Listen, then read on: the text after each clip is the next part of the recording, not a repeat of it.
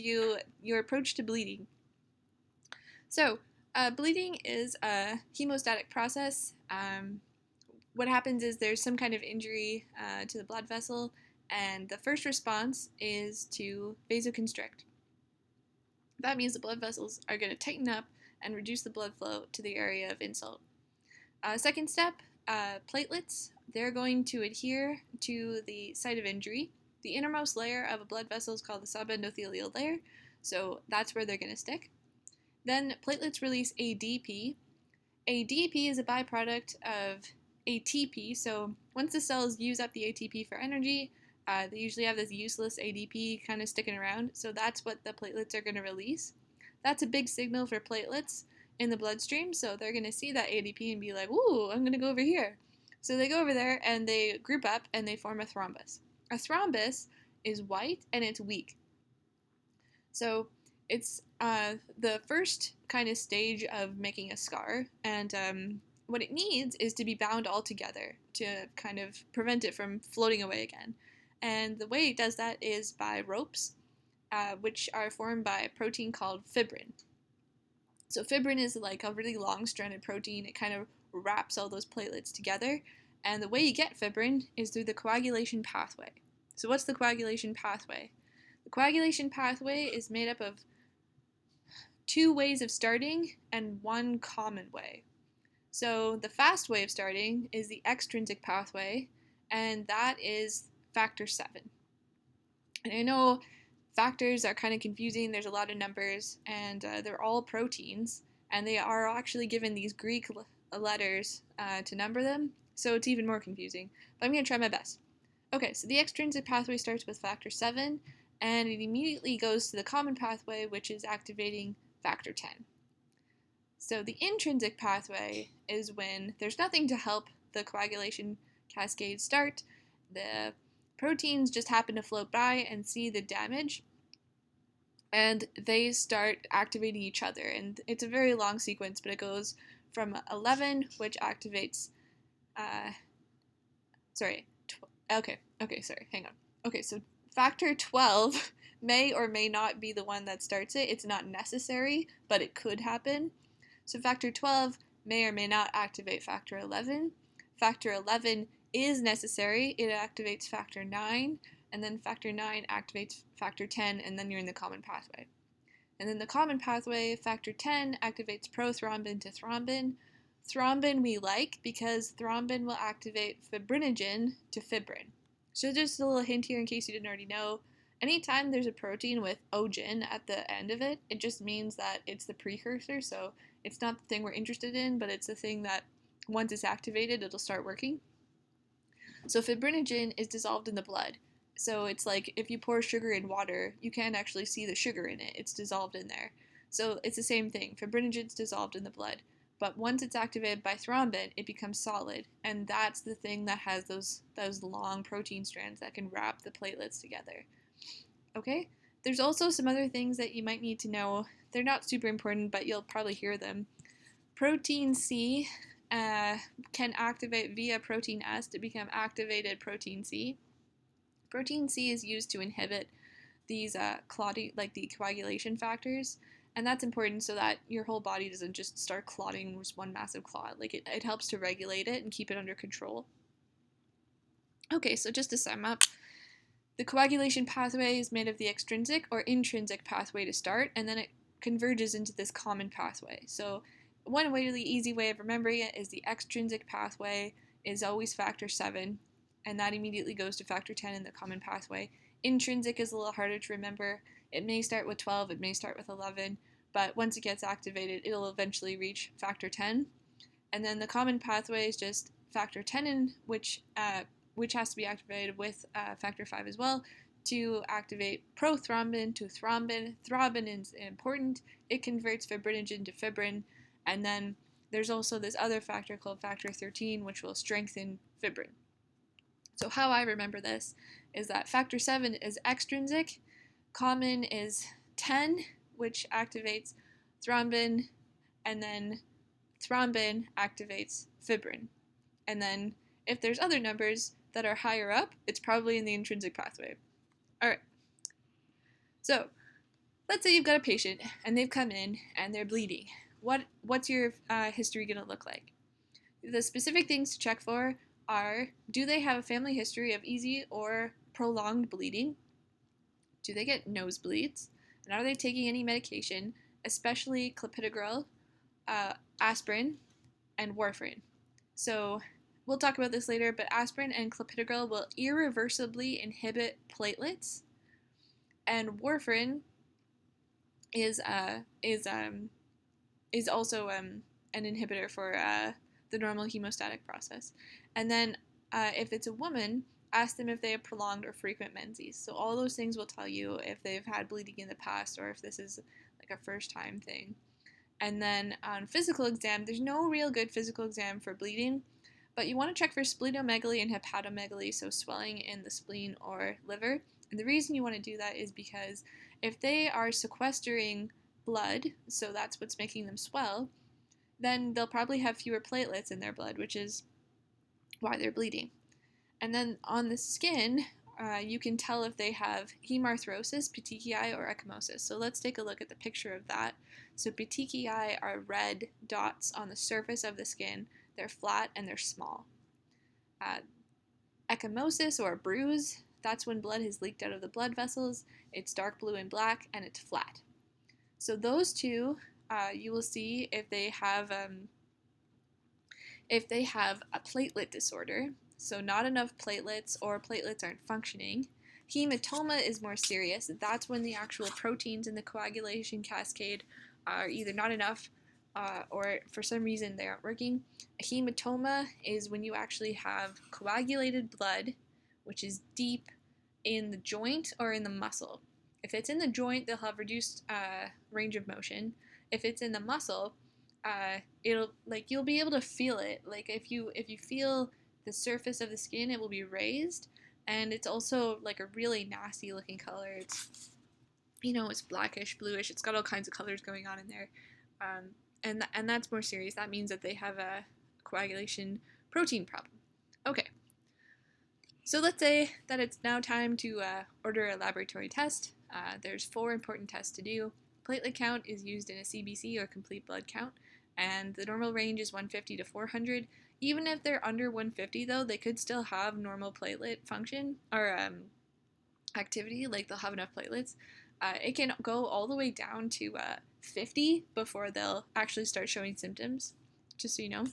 And then platelet function testing, that's when they actually say, okay, they have enough platelets, but they don't, I'm still seeing symptoms. That's when you start suspecting von Willebrand disease. And that just means that you have enough platelets, but they're not doing what they're supposed to be doing. They're not grouping up together to form a thrombus. Okay, and then test 3 and 4 are similar. So prothrombin time, or PT, that is the same thing as an INR. Different labs have different values for PT, so they standardize across labs so you don't have to think about it.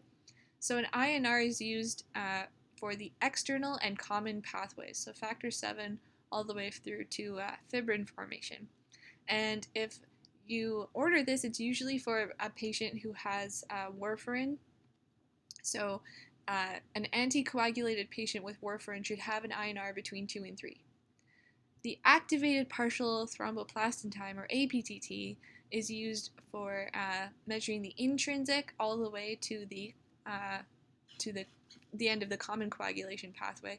So intrinsic, again, starts with either 12 or 11 and ends with fibrin.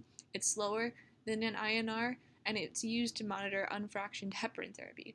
So a good way of remembering the difference between an INR and an APTT, INR has 3 letters, and the extrinsic pathway is the fastest one, so it's less. APTT has 4 letters, so it's more, and it has more factors in the intrinsic pathway, So the more letters, the longer it takes. So I don't know if that helps. Okay. So now let's talk about congenital pathologies and tests and treatment, and then we'll talk about acquired pathologies. So congenital pathologies are things that you're born with. So these are the things that we would expect to see in children. So hemophilia type A and B are both sex-linked, so they're both more often appearing in males. And then von Willebrand disease is not sex-linked, so it can appear in men and women. The problem with hemophilia type A and B is not in the platelets. It's with the factors, the coagulation factors. So those are the people that we'll see the hemarthrosis with. They have little or no factor VIII in type A and little or no factor B in type B. And then von Willebrand disease, they're making factor VIII, but the problem is that the protein which carries factor VIII in the blood, which is called von Willebrand factor, is not being made enough. So the factor VIII gets degraded in the blood, and when it comes time to use it in the intrinsic pathway, it doesn't happen. Okay, so what are the labs that would look different between hemophilia and von Willebrand disease? Well, because all of these things are showing up as little factor VIII activity, they're all going to have prolonged intrinsic pathway time. And remember, the intrinsic pathway time is included in APTT, so that's why when you order a lab, the APTT will be longer in hemophilia and in von Willebrand disease. The difference is that in von Willebrand disease, the platelet function test will be abnormal because the platelets can't they can't come together. They can't work properly. Okay. So what's the treatment? In hemophilia, it makes sense. Type A lacks factor VIII, so we give them purified factor VIII. Type B lacks factor IX, so we give them purified factor IX. In von Willebrand disease, it's not as common sense.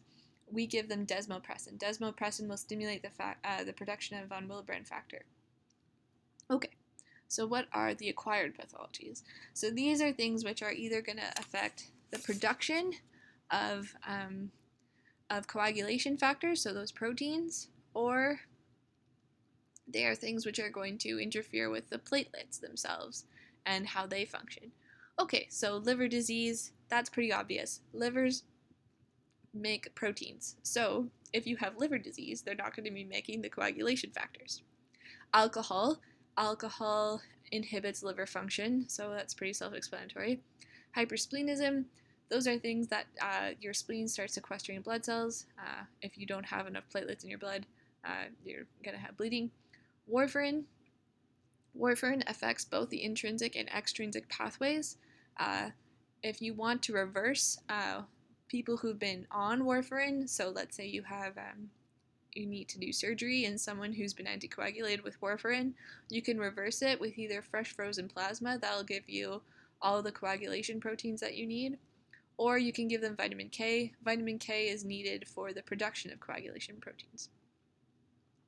Heparin. Heparin affects the internal and common pathways, and you can reverse it with protamine sulfate. Aspirin and clopidogrel irreversibly inhibit platelet function, so if they're taking that for heart disease to prevent myocardial infarction, they're going to have inhibited platelet function. And I think that's for a week. Yeah, I think it's up to 10 days. And then a low platelet count, that you can have from the three ways of getting platelets. So either you're not making enough in the bone marrow, and that could happen if you have aplastic anemia, or they're being destroyed in the blood, and that can happen if you have ITP, we'll mention that later, heparin, or DIC, we'll also mention that later, or splenic pooling. So either you're not making enough of it, or it's getting destroyed in the blood, or when it comes to be filtered in the spleen, it's getting pooled. And that can happen in liver cirrhosis.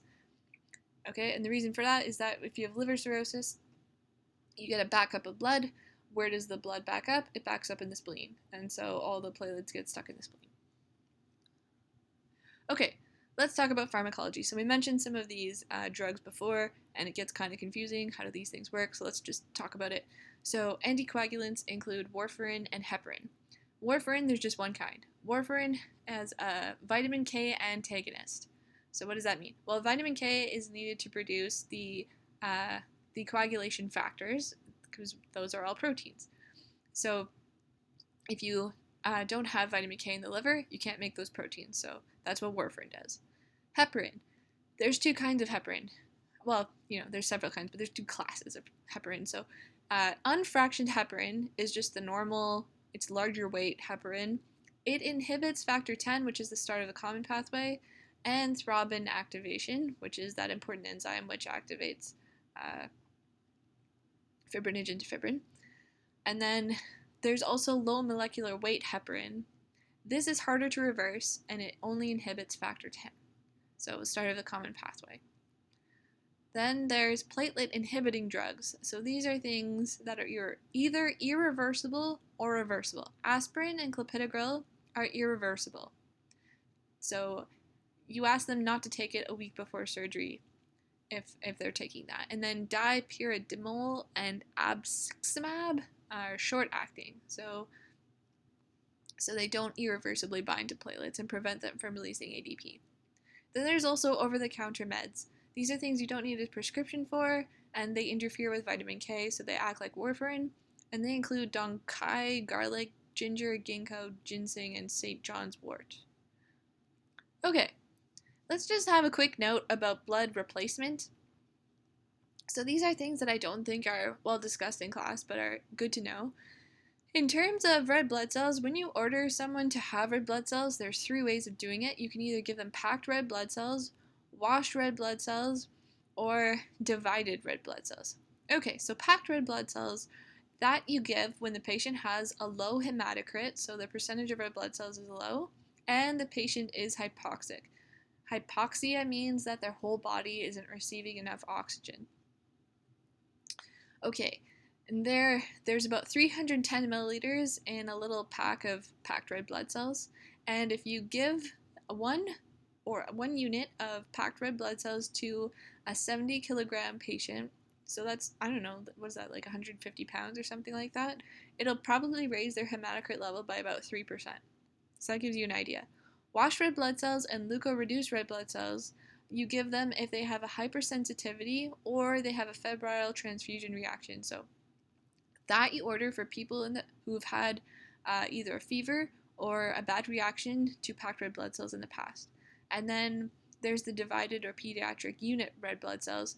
Those are just more concentrated. So they still have the same number of red blood cells. It's just there's less like water in it. And you can do that for a pediatric patient when they have a smaller blood volume than we do. Fresh frozen plasma. This is the part of the blood which is just like the watery portion. So it's got the proteins in it, but no cells. So you do have to check if they're ABO compatible. So remember, people have type A, type B, or type O blood. That is specific even if there's no actual cells in it, because those antigens are still present. And then you would give fresh frozen plasma if they had a high INR, which means they're taking a long time to coagulate, so they're slow bleeders, and they have clinical bleeding. So you wouldn't give someone a fresh frozen plasma unit unless they're actually bleeding and they need it. If they have a weird lab value, you don't need to give them fresh frozen plasma. So they do have to have clinical bleeding as well. And each unit is about 225 mils and will raise the percentage of coagulation factors by 1%. So may have to give more than one. In terms of a platelet transfusion, that's just when you actually give them platelets. This is rare when you order it. You would only do it if they have a clinical coagulopathy or absolute thrombocytopenia. So what that means is that their platelet count is so low and they're having difficulty coagulating, so they're actively bleeding, that they need platelets, and you can either use the lab values of less than 50 or dysfunctional platelets. So they've got von Willebrand disease, or they've got less than 50 on their platelet count and they're actively bleeding. So that's when you do platelet transfusion. The last one is recombinant factor 7. So remember, factor 7 is the first and only actually in the extrinsic pathway, and that is used for surgical bleeding which is not responding and it's getting critical. So if they're actively bleeding in surgery and you can't stop it, then you would give them recombinant factor 7. So hopefully that helps. Thank you so much for listening, and I'll hopefully have another article for you soon.